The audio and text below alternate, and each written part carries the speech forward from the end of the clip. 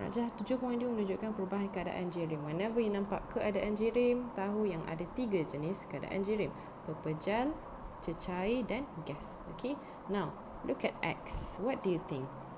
Pepejal ke, cecair ke, gas? Kalau kata pepejal, then salah. Jawapan dia ialah cecair. Okay, tapi teacher dia rapat, teacher. Yes, dia rapat, tapi adakah dia teratur? Okay, so pepejal dia kenalah dia rapat and also teratur. Okay, manakala cecair ni dia boleh je jadi rapat, tapi dia punya susunan tidak teratur. Okay, now this one cecair, and why? Of course lah, gas. So cecair to gas, apakah proses satu? Now this is pendidihan, mendidih kan. Kita didihkan air, dia akan jadi gas. So proses nama pendidihan. So you can answer lah. One is pendidihan. How about two? Gas to cecair. Kalau gas to cecair tu macam kita minum air ais kan, order kat kedai. Lepas tu ni air ais lah, kat luar dia start berpeluh. Start berpeluh sebab udara kat luar ni panas. So dia bila dia in contact dengan cawan yang sejuk tu, dia akan jadi cair. Okay, so ini proses ni kita panggil kondensasi. Okay,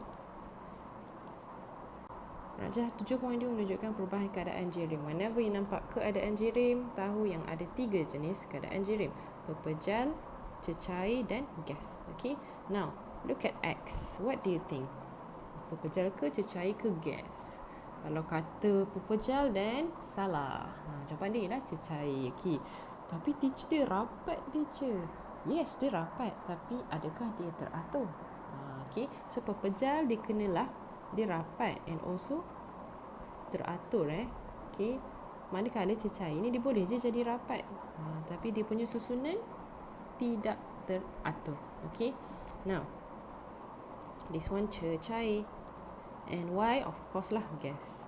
So cecair to gas, apakah proses satu? Now this is pendidihan, mendidih kan. Kita didihkan air, dia akan jadi gas. So proses nama pendidihan. So you can answer lah. One is pendidihan. How about two?